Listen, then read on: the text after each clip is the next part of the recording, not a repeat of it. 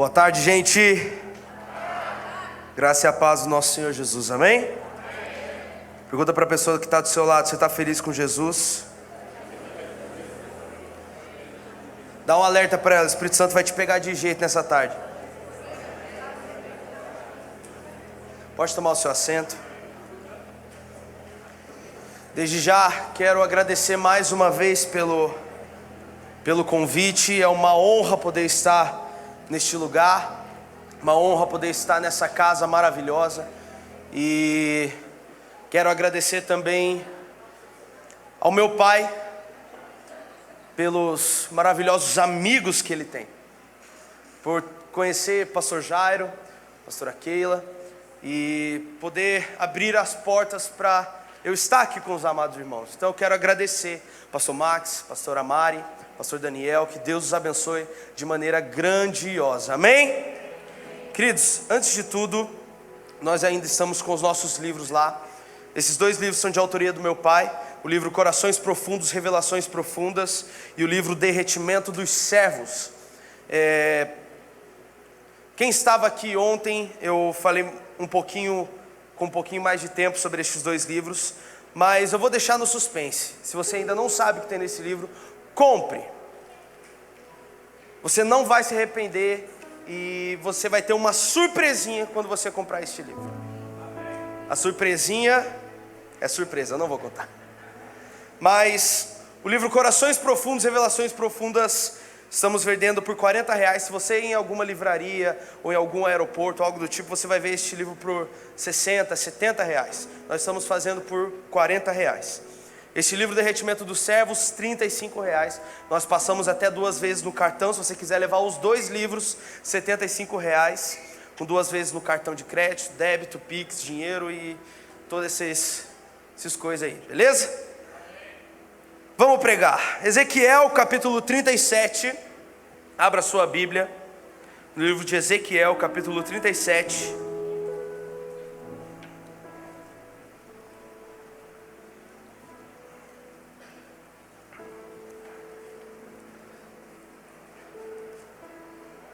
Vamos ler o verso 1 ao verso 7.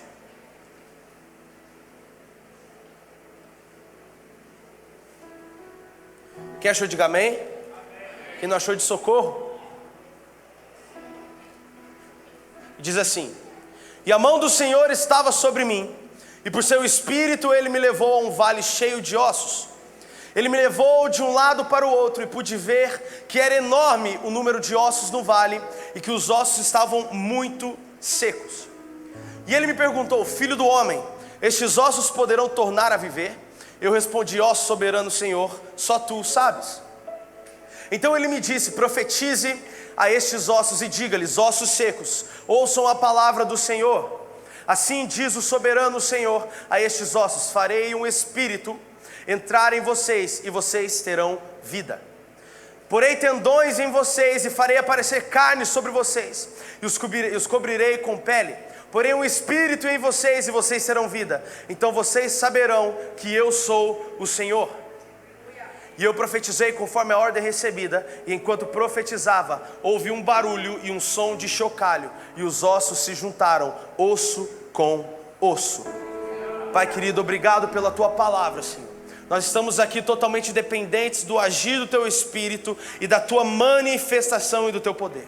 Que não seja eu quem fale, mas que seja o teu Espírito falando aos nossos corações. Nos ensine, nos instrua e pregue para a sua igreja. Fale com o seu povo, em nome de Jesus, amém. Meus queridos, o profeta Ezequiel, nesta passagem, ele é levado pelo Espírito a um vale. E nesse vale ele se depara com uma cena nada agradável. Ele se depara com ossos secos, ossos que acabaram se secando.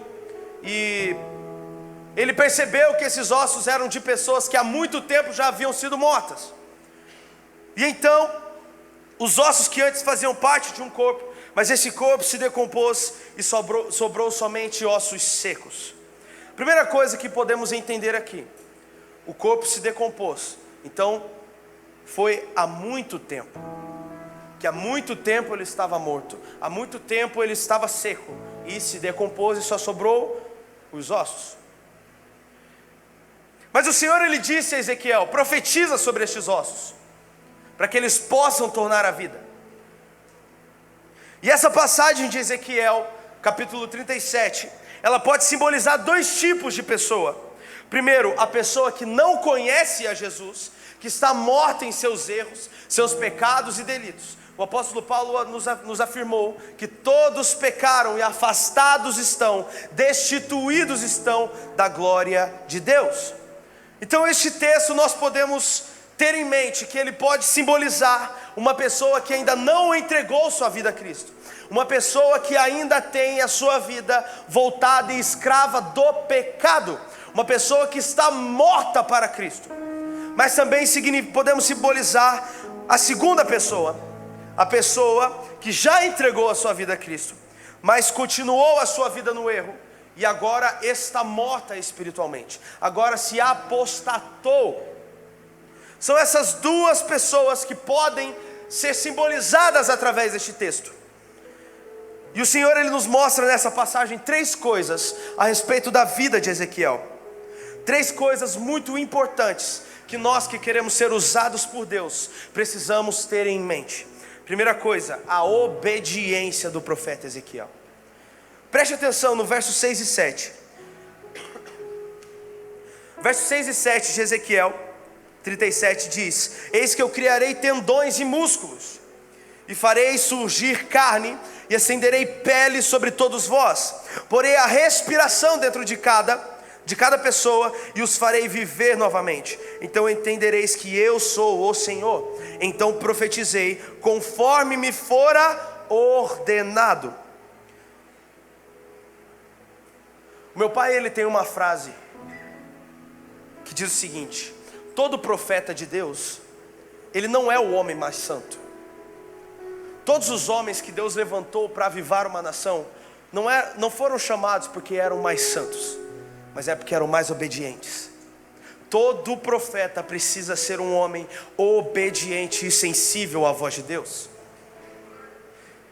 Então Elias, ele estava à beira do ribeiro de Querite, e estava esperando, sensível, estava aguardando a voz de Deus. E quando Deus disse a Elias: Elias, sobe, Elias, levanta, ele levantou e começou a correr. Elias, levante e corra. Então Elias o fez no exato momento. Preste atenção numa coisa: obediência demorada é desobediência.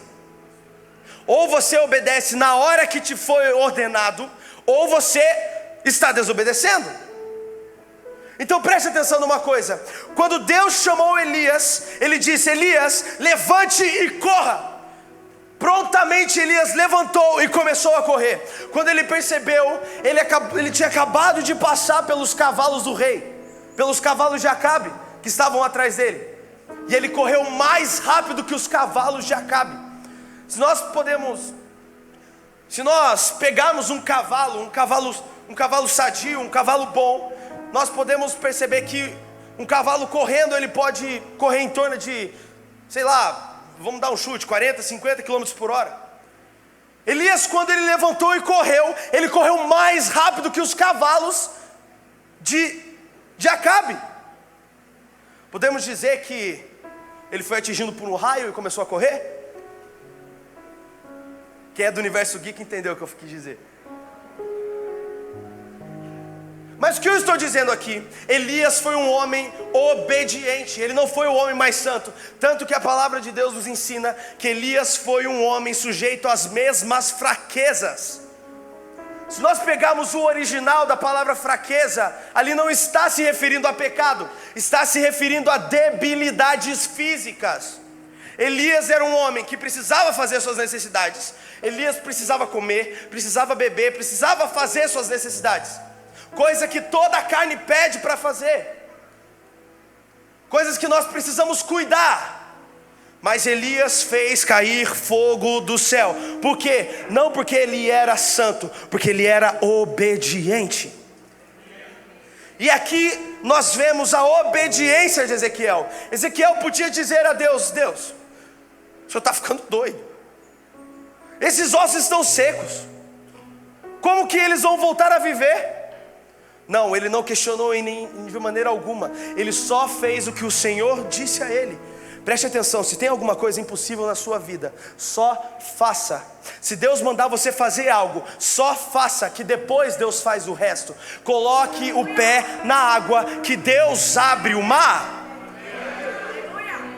Lança o teu pão sobre as águas, depois de muitos dias o encontrarás. O que ele está dizendo aqui? Deus, ele quer fazer o impossível na sua vida. Só que você precisa fazer algo antes. Precisa pedir. Deus, ele não vai responder uma pergunta que você nunca fez. Você precisa pedir. Então preste atenção numa coisa. Quando Moisés subiu um monte e falou com a sarça ardente, falou com o Senhor face a face, o Senhor, ele apontou, de acordo com Êxodo capítulo 3, volte para o Egito, porque eu ouvi a aflição do povo. Em outras palavras, volte para o Egito, porque eu ouvi o choro, a oração do povo. Mas espera lá, depois de 400 anos que eles estavam escravos no Egito, só depois disso que Deus quis libertá-los? Estaria Deus querendo puni-los, ou era o povo que não orava? Porque 2 Crônicas capítulo 7, versículo 14 nos aponta: e se o meu povo, que se chama pelo meu nome, se humilhar e orar e buscar a minha face e se arrepender dos seus maus caminhos, então, depois dessas coisas, depois de você já ter se humilhado, depois de você já ter orado, depois de você já ter se arrependido dos seus pecados, então depois disso, eu virei dos céus, perdoarei os seus pecados e sararei a sua terra.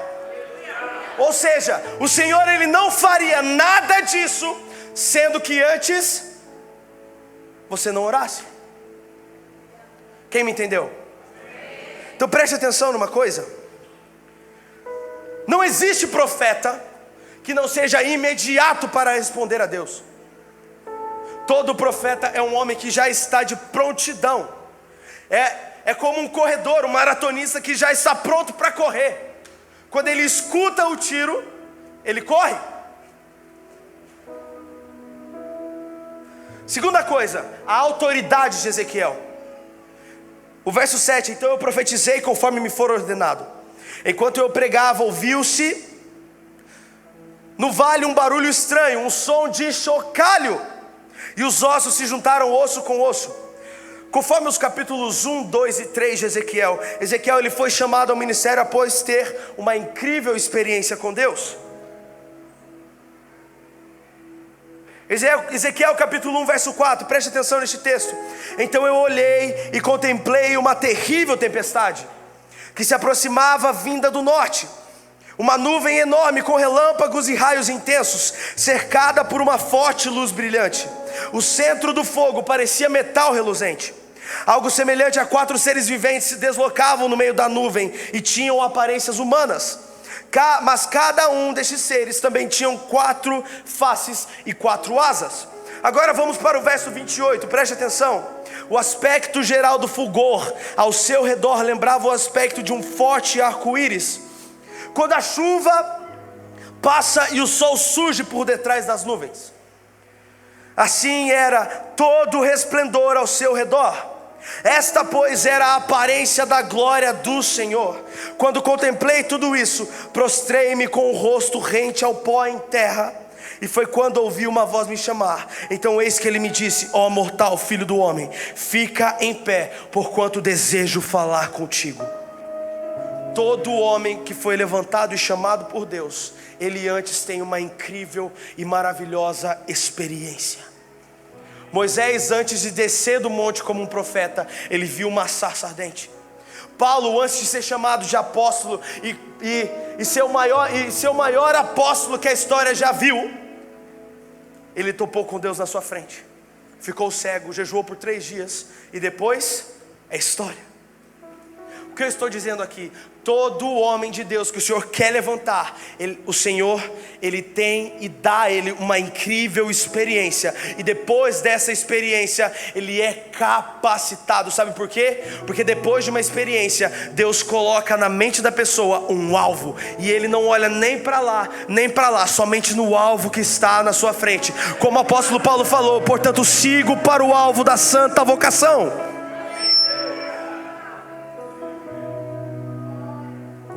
Quem está me entendendo? Verso 2: e no mesmo instante em que aquela voz falava comigo, o Espírito de Deus entrou em mim e me fez com que eu pudesse ficar de pé. Então prestei atenção às palavras daquele que comigo falava, e ele me ordenou: homem mortal, eis que eu te envio aos israelitas. Primeiro veio a experiência, depois Deus envia. Eis que eu te envio aos israelitas, às nações rebeldes que se amotinaram contra a minha pessoa, porquanto eles e seus antepassados têm transgredido a minha vontade até os dias de hoje. Preste atenção nisso. A autoridade de um profeta é concedida depois de uma grande experiência. A autoridade de um profeta é concedida depois do poder de Deus que entra na vida dele. É isso que o Senhor está dizendo. Preste atenção. Uma rede social não te dá autoridade para expulsar demônio. Uma rede social não te dá autoridade para curar os enfermos. Uma rede social não te dá autoridade para pregar o Evangelho. Sabe o que dá autoridade? O poder de Deus, uma experiência, o nome de Jesus, aquele nome que foi dado que todo joelho se dobre, nos céus, na terra e debaixo da terra. É esse nome que te dá autoridade para pregar e expulsar os demônios.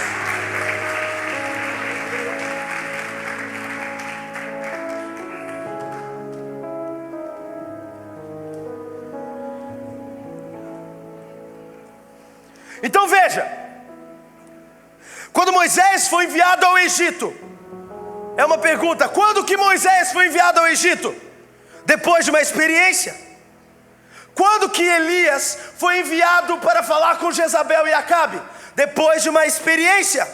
Quando que Paulo foi enviado para pregar o Evangelho? Depois de uma experiência. Quando que John Wesley foi enviado para avivar a Inglaterra? Depois de uma experiência. A experiência vem para colocar um alvo na tua vida. A experiência vem para dar um sentido para a sua vida. A experiência vem para te mostrar o teu chamado. Mas nenhuma experiência virá sem que antes você busque ela.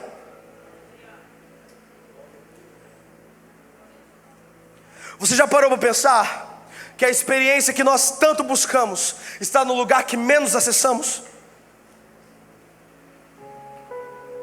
Está lá, no lugar secreto. Mas muitas vezes nós trocamos o nosso lugar secreto por lugar de mentiras, lugar de prostituição, lugar de vaidades, lugares de avarezas.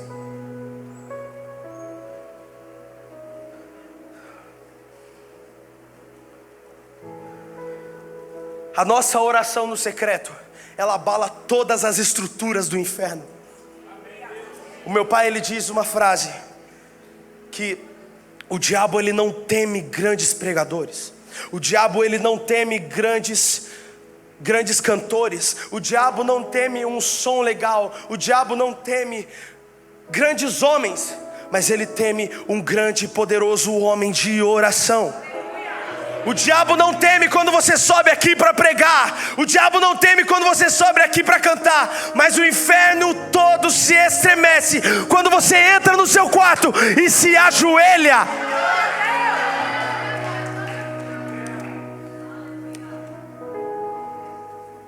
Imagina que quando nós oramos, a nossa oração, imagina na sua mente agora, quando nós nos ajoelhamos no nosso quarto para orar, imagina que o diabo, ele é atropelado por um rolo compressor. Então, se nós oramos todos os dias, é como se o diabo fosse atropelado todos os dias.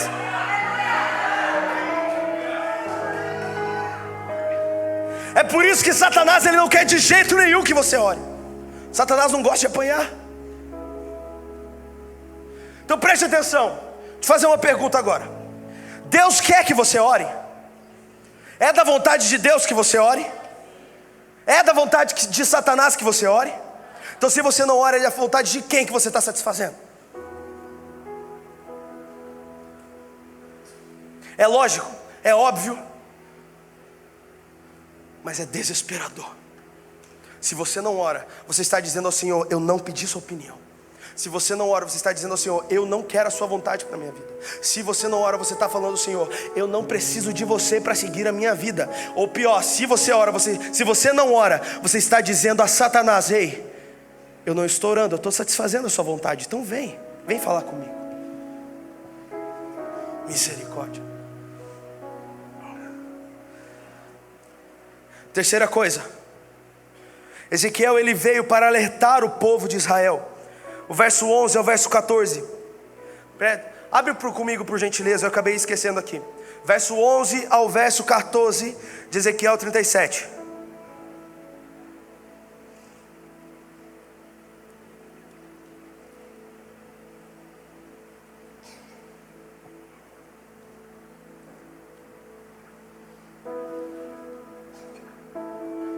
Verso 11 ao verso 14 de Ezequiel 37. Então o Eterno me revelou: ó filho do homem, eis que estes ossos representam toda a casa de Israel. Porquanto eles costumam murmurar: nossos ossos secaram e a nossa esperança mirrou, estamos aniquilados. Contudo profetiza e prega a eles: assim diz o eterno e soberano Deus: ó meu amado povo, eis que eu abrirei as vossas sepulturas, eu mesmo vos farei sair dos túmulos e vos conduzirei de volta à terra de Israel. E no dia em que eu vos libertar do vosso lugar de morte e vos fizer sair, compreendereis que eu sou o Senhor teu Deus, ó meu povo. E derramarei dentro de cada um de vós o meu espírito e vivereis. O que o Senhor está dizendo aqui? Porque eles morreram? Porque eles deixaram o Espírito Santo se apagar. Eles deixaram o fogo se apagar. Então o Senhor fala: eu vou derramar sobre vocês novamente o meu espírito e vocês viverão. A nossa vida está ligada ao Espírito Santo. Se nós não temos o fogo do Espírito dentro de nós, nós não temos vida nele.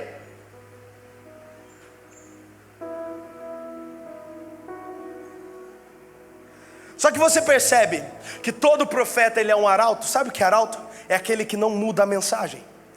Todo profeta na Bíblia pregou a mesma coisa. Todo profeta, ele vem em um momento de crise na sua igreja. Todo profeta vem no pior momento da igreja, no momento em que a igreja está morta, no momento de juízo. Então o povo de Israel estava escravo no Egito. Deus levantou Moisés. O povo de Israel estava morrendo, estavam desanimados. Deus levantou Ezequiel. O povo de Israel estava com suas mentiras, pecados e avarezas e tal. Deus levantou Jeremias. A igreja em 1700 estava morrendo. De 10 casas em Londres, 7 eram prostíbulos. Deus levanta John Wesley. No momento de crise, com o terremoto, 18 dias antes do avivamento da Rua Azusa, Deus levanta William Seymour. O que eu estou dizendo? O profeta vem no pior momento da igreja para levantar a igreja e converter o coração da igreja a Deus. Malaquias capítulo 4 versículo 5: antes que venha o terrível dia do Senhor, eu enviarei o espírito de Elias, e ele converterá o coração dos pais aos filhos e dos filhos aos pais, para que eu não fira a terra com maldição.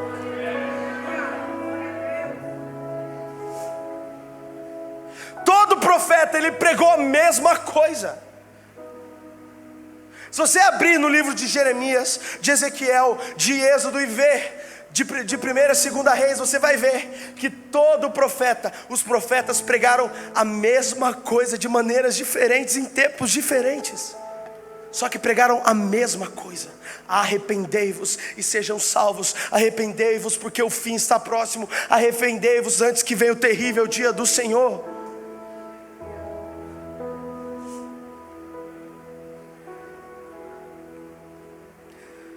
Elias, ele profetizou por causa da transgressão e do pecado de Israel, para que seus corações se convertessem a Cristo.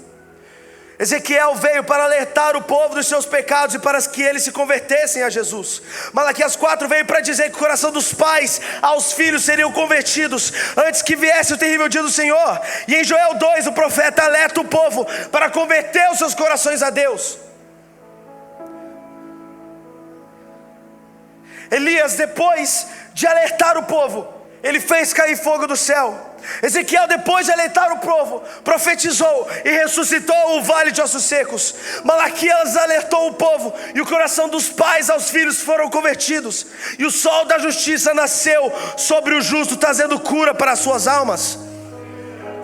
Joel alerta o terrível dia do Senhor que viria como fogo ardente. Mas depois desses dias derramarei do meu espírito sobre toda a carne, vossos filhos e filhas profetizarão. Nós estamos vendo que a nossa esperança, o Senhor está alertando e Ele manda o seu profeta para dizer que antes do terrível dia do Senhor, o Senhor enviaria o fogo de Deus.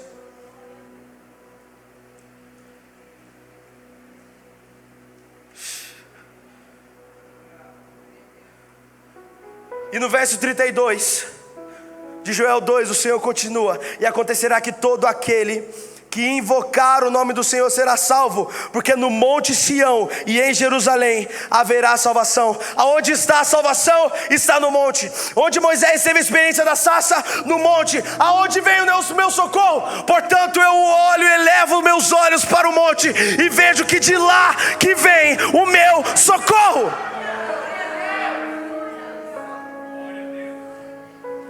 Então preste atenção numa coisa: o Antigo Testamento, ele é sombra do Novo Testamento. O Antigo Testamento é como se fosse a sombra do avião passando na terra, mas nós vemos que não é o avião de verdade, é só a sua sombra. O avião está onde? Está lá em cima no céu. Então o que eu estou dizendo? Imagine que o Antigo Testamento, ele é uma revista em quadrinhos. Então o Novo Testamento, ele é o Antigo Testamento aplicado. E o Antigo Testamento é o Novo Testamento ilustrado. Então preste atenção. Moisés disse que ele recebeu uma experiência no monte.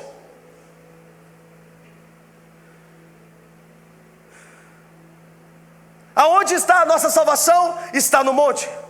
Então o que ele está dizendo? Aonde está a nossa salvação? Está no nosso quarto de oração. Aonde está a arca da aliança? No nosso quarto de oração. Portanto eu elevo meus olhos para o meu quarto de oração e eu vejo que é de lá que vem o meu socorro.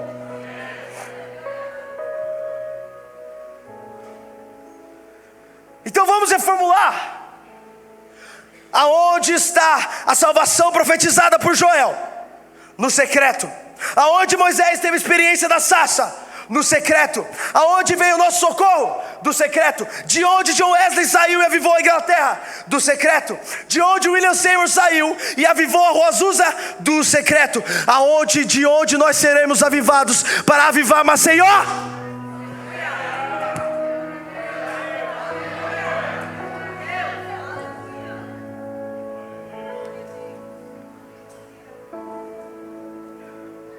Se em algum tempo a igreja precisou de avivamento, o tempo é esse. Se em algum tempo a igreja estava morta, o tempo é esse. Então o Senhor diz: levanta-te, vale de ossos secos, volte a respirar, porque a nossa vergonha estava exposta debaixo do sol. Portanto eu elevo meus olhos para o monte e vejo que de lá vem o meu socorro. É de lá que vem a minha vida. É de lá que vem o fogo do Espírito que me faz andar. É de lá que vem o vento do Espírito que me faz impulsionar, que me faz ser restaurado, que me faz sustentar nessa vida. É de lá que vem o meu socorro.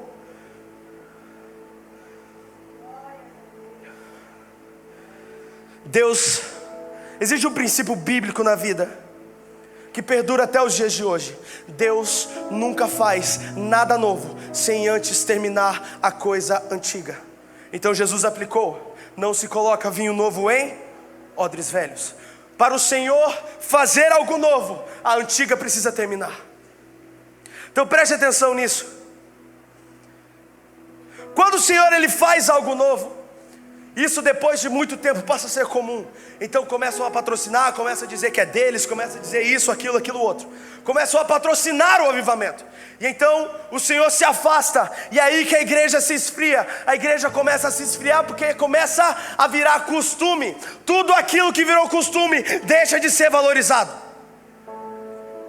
E então o Senhor ele se afasta e a igreja volta com as mesmas práticas. Depois o Senhor envia um profeta para dizer que tem uma coisa nova vinda do Senhor. Pois eu estou dizendo para você: ei, Maná Church, tem uma coisa nova vindo da parte do Senhor. Tem um óleo novo, um azeite novo vindo da parte do Senhor. Eis que o Senhor envia os seus profetas para dizer: tem coisa nova, tem chuva nova, tem vinho novo vindo da parte do Senhor. Portanto eu levantarei a minha igreja e as portas do inferno não prevalecerão contra elas.